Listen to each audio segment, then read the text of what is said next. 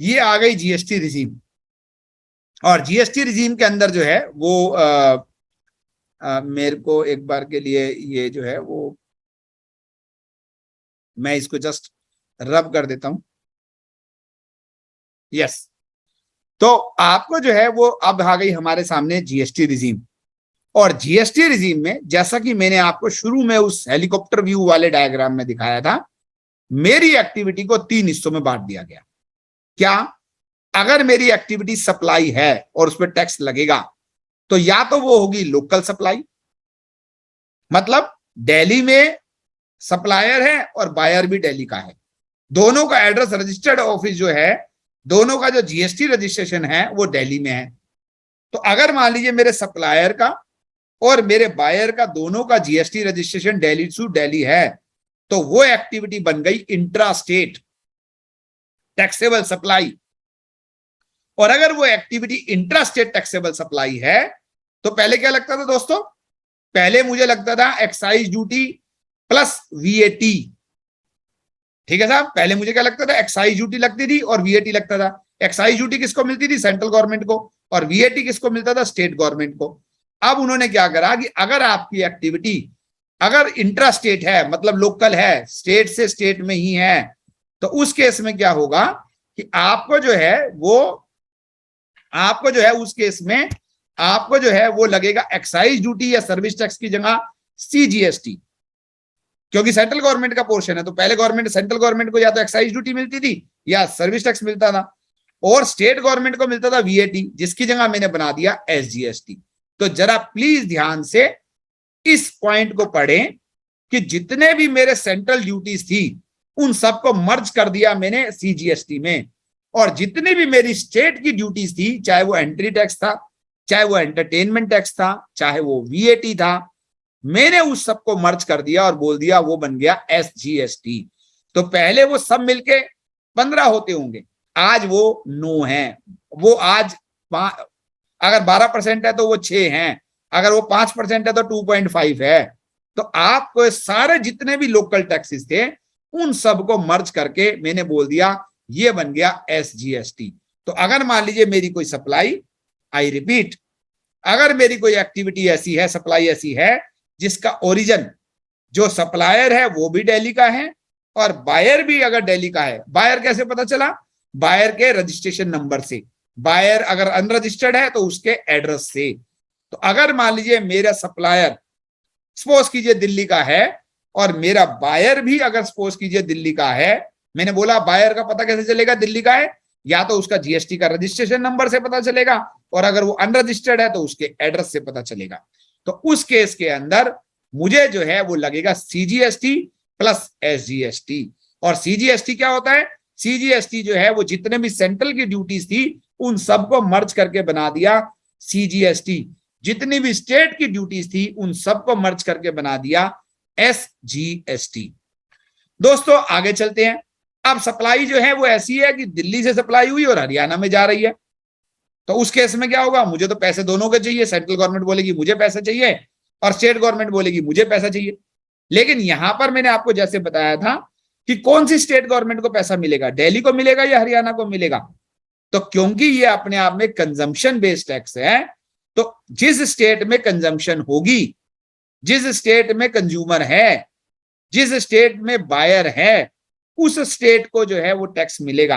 तो आपको पता होगा शुरू में झगड़ा हुआ था, कुछ बड़ी स्टेट जो मैन्युफैक्चरिंग स्टेट है वो बोली अरे भाई साहब ये क्या होगा, सारा टैक्स तो जो है वो मेरे कंज्यूमर वाली स्टेट में चला जाएगा जहां पर लोग ज्यादा रहते हैं, जो ज्यादा कंज्यूम करते हैं।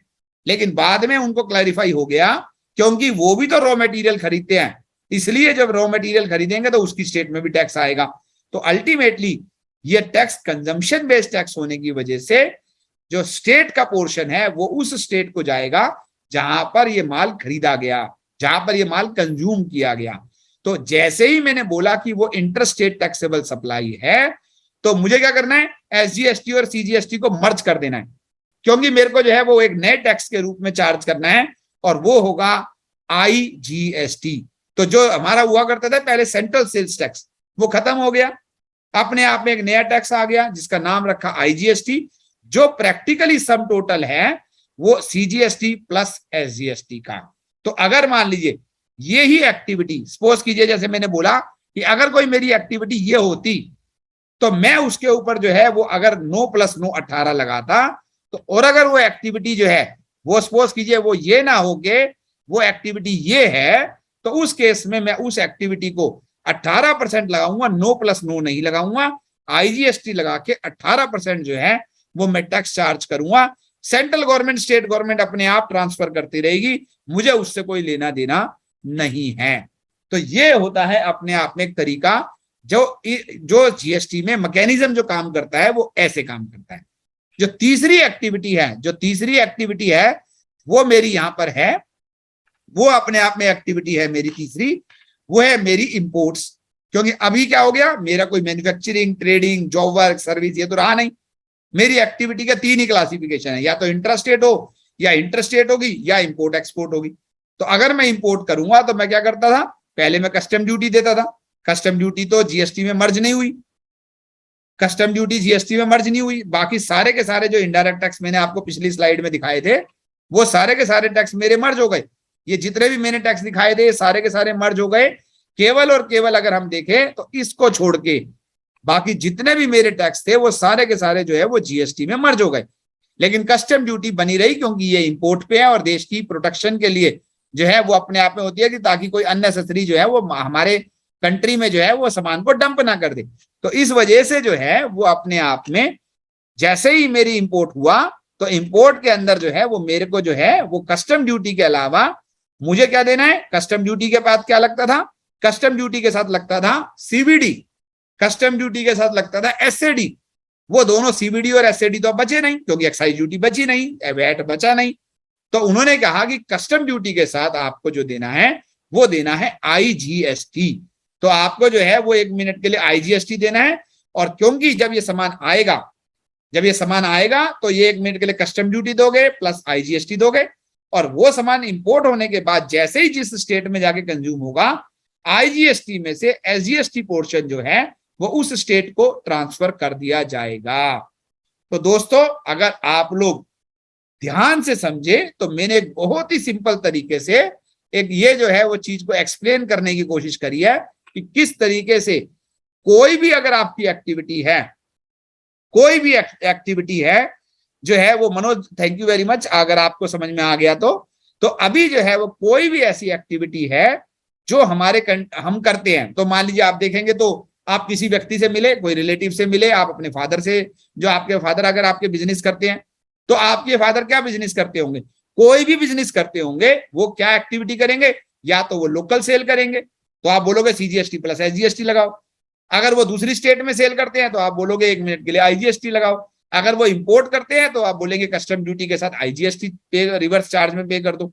तो इस तरीके से अल्टीमेटली कोई भी बिजनेस अगर करा जाएगा तो उसको टैक्स लगाने का माध्यम जो है, तरीका जो है वो ये होगा जो मैंने आपके सामने एक्सप्लेन करने का प्रयास किया।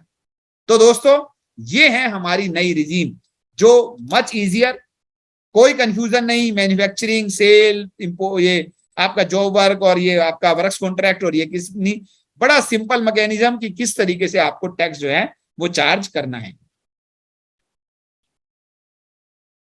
चलिए आगे चलते हैं। तो बेनिफिट्स की बात कर लेते हैं, थोड़ी सी बेनिफिट की बात करते हैं। पहले मैं आपको एक्सप्लेन करूंगा इन बेनिफिट्स को, और उसके बाद जो है वो जब मैं बेनिफिट्स को एक्सप्लेन कर चुका हूंगा तो मैं आपको इलस्ट्रेशन के माध्यम से ये बेनिफिट्स को दोबारा एक्सप्लेन करूंगा, ताकि मेरे दोस्त कोई भी जो इस प्रोग्राम को सुन रहे हैं उनके मन में कोई भी किसी भी तरह का कंफ्यूजन जो है वो अपने आप में ना बना रहे। तो अभी मेरे पास एक क्वेश्चन है, नाम नहीं है, सैमसंग करके लिखा हुआ है, तो शायद आपने मोबाइल से किया तो इस वजह से वो आ रहा होगा। सर एज्यूम 100 रुपीज गुड्स की वैल्यू है और आईजीएसटी 18 रुपए है, तो that tax who is collected. तो मैं आपको बताना चाहूंगा डियर कि अगर ऐसा है कि 100 रुपए का सामान है और उस पर आईजीएसटी 18% है, तो पूरा का पूरा आईजीएसटी कलेक्ट करने की जिम्मेवारी सेंट्रल गवर्नमेंट की रहती है। और फिर उसके बाद सेंट्रल गवर्नमेंट ये देखती है कि ये सामान अल्टीमेटली कौन सी स्टेट को गया, तो जिस स्टेट को जाता है वो उसमें से एसजीएसटी पोर्शन जो है वो उस स्टेट को ट्रांसफर कर देती है। तो अगर मान लीजिए आपने दिल्ली से सामान बेचा और आपका सामान मध्य प्रदेश में गया, तो उस केस के अंदर जो है वो 9 रुपया जो है वो मध्य प्रदेश गवर्नमेंट को ट्रांसफर कर दिया जाएगा सेंट्रल गवर्नमेंट के द्वारा एक रिकंसिलेशन के बाद। तो ये सेंट्रल गवर्नमेंट और स्टेट गवर्नमेंट की बर्डन है, आपकी कोई बर्डन नहीं है। आपको नहीं देखना कि मध्य प्रदेश को पहुंचा या नहीं पहुंचा। आपने अगर वो आईजीएसटी पे कर दिया तो आपके बायर को उसका क्रेडिट मिल जाएगा। उसकी स्टेट को कब आएगा और कब नहीं आएगा, that is not your burden, that is not your worry. आपको जो है वो उसके अंदर कोई वरी नहीं करनी होती है। स्टेट गवर्नमेंट के पास ये चला जाता है, कलेक्ट करने की जिम्मेवारी जो है वो सेंट्रल गवर्नमेंट की रहती है।